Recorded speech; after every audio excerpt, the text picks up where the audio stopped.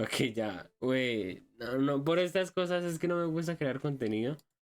Cuando no duermo nada.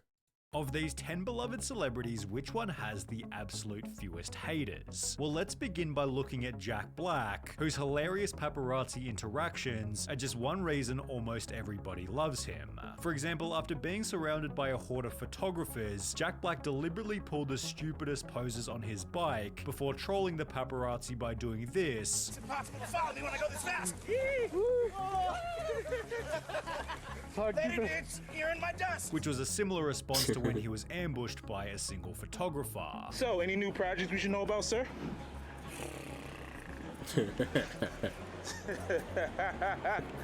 While most celebrities are concerned about keeping a manicured image, Jack Black shows that being an idiot can be just as beneficial, although he's also able to show maturity in the moments where it matters, like when he took the time to sing to a young kid who was a fan of School of Rock. Jack Black, he's just such a lovable guy. How could you not like him? Met him once briefly, he was nice enough. He was really great with his kid. Something about Jack Black just feels so human, but while Jack Black has always been loved by everybody, the now loved John Cena was once disliked by many.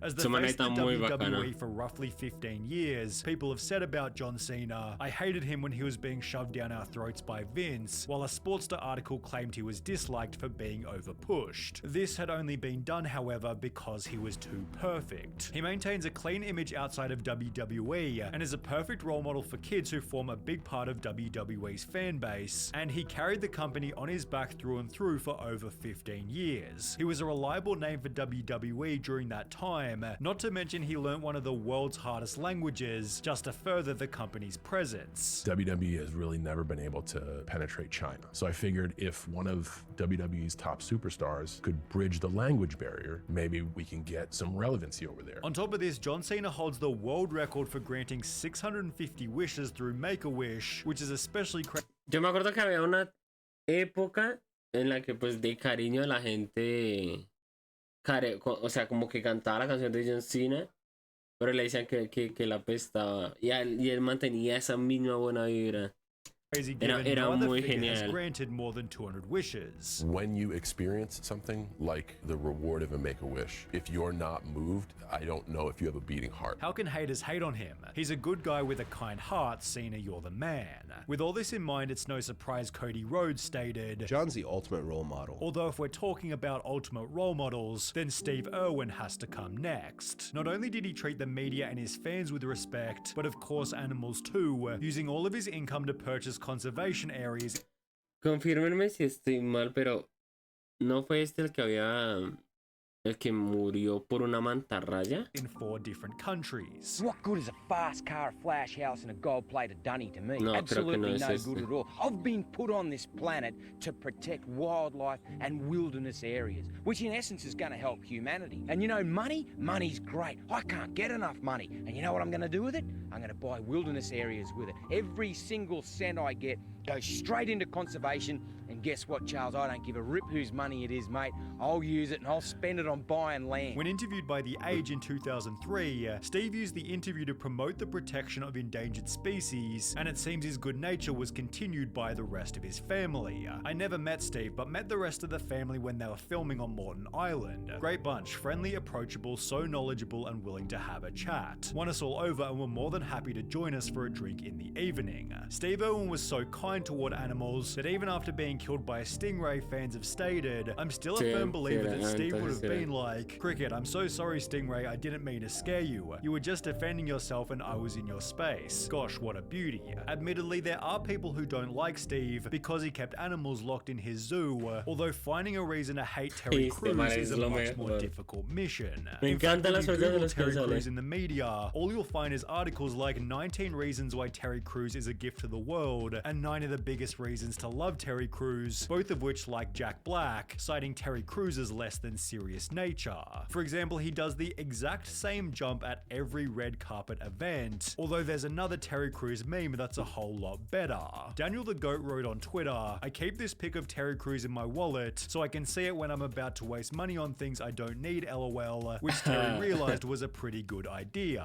I keep this pic of myself in my wallet so I can see it when I'm about to waste money on things I don't need, lol. Although the reason Terry Crews is ideal for the photo is because he's also incredibly disciplined. In a Reddit AMA, he explained, "I spend almost 2 hours a day working out, and it's therefore no surprise he's built such a crazy physique, which has helped him to land some of Hollywood's most lovable roles, like Cheeseburger Eddie and Latrell Spencer from White Chicks." Terry Crews has also maintained his marriage for almost 35 years, which is a great indicator of likability, given Tom Hanks has done the same. In fact, the only time Tom Hanks ever got angry in public was when somebody bumped into his wife. Back the off! What are y'all doing? Knocking over my wife! Although he has been exposed for behaving badly on film sets. Only the person who exposed him was Tom Hanks himself. Not everybody is at their best every single day on a motion picture set, the two-time Oscar winner said. "I've had tough days trying to be a professional, where my life has been falling apart in more ways than one, and the requirement for me that day is to be funny, charming, and loving, and it's the last way I feel." Despite often feeling frazzled, Tom Hanks appears legendary in almost every role. However, even then his movies are often hated, well, again by Tom Hanks himself. Okay, let's admit this. We have all seen movies that we hate. I've been in some movies that I hate. You have seen some of my movies and you hate them, with Tom's honesty about his bad moments only Mr. making Nice him Guy. even more likable. In fact, the only location you might find a Tom Hanks hater is r/unpopular opinion, where one user responded, "Upvote to the realest unpopular opinion I've ever seen on this sub. Well done, you absolute psychopath." Although nothing would be more psychopathic than despising Ross. Bob Ross, who was not only loved for his extremely wholesome persona, but also Parce, esos videos en el que él pinta. Bro, eso es lo más relajante que yo he for visto. inspiring millions to become artists themselves. Bob's show brought me so much joy, peace, and encouragement as a child. He was one of the reasons I started painting. I remember buying my first painting Creo que set and todos. painting along to one of his Creo que Ross fue como el principal motivo para que muchos empezáramos a pintar.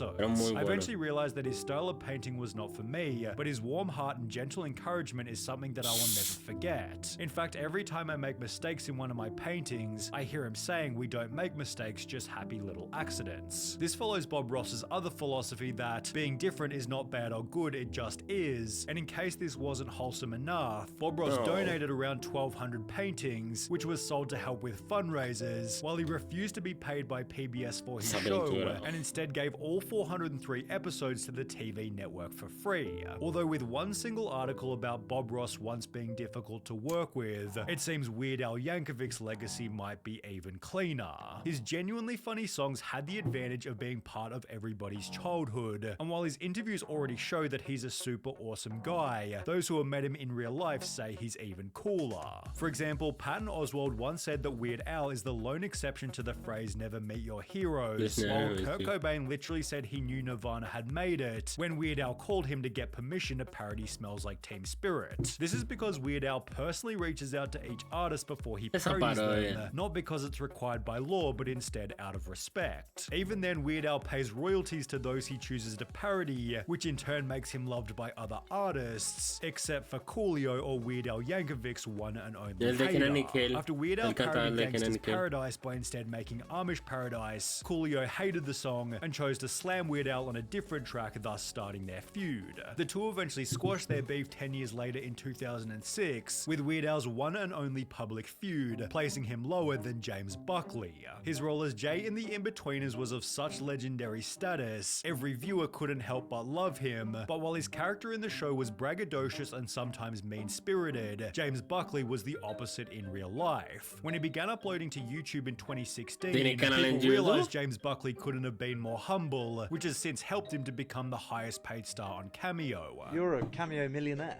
Yeah, I don't want to rip people off. I charge 40 quid, you know, two mates can go in, 20 quid each, their other mate down the pub. The only real disaster in James Buckley's career was the Inbetweeners 10-year reunion, prompting him to tweet feeling pretty hated right now. Although given James Buckley is one of the smaller celebrities on this list, Keanu Reeves has to come next. His lack of haters can The be Matrix? summarized by two simple words: likable vibe. Keanu Reeves is known for being one of the most relaxed, humble, down-to-earth La guys in Matrix. Hollywood, being spotted on subways and park benches as if he were just No? another person. person. On a subreddit dedicated to Keanu Reeves being awesome, the second top post of all time reads, "Actors that nobody hates annual meeting," followed by Keanu sitting beside Tom Hanks. In fact, Keanu Reeves is so loved on Reddit, he overtook Barack Obama to achieve the most upvoted AMA of all time, where he used most of the attention to prop up other actors. This discussion about him being loved only makes others join the train and like him also, although there's one more celebrity who likely has even fewer haters, the one and only Mr. Rogers. His lack of cynics requires little explanation. Fred Rogers was simply unhateable. His demeanor was so kind, calm and caring that when his car was stolen from outside of the network, the thieves returned the car to the exact same spot 2 days later, with a note on the windscreen reading, "If we'd known it was yours, we never would have taken it." Mr. Rogers was the definition of leading by example, as Fred's work for the greater good did not take the form of marching, rallying or picketing. Fred didn't march against Jim Crow, he cast black actors on his program, with his kind nature certainly extending to outside of the show.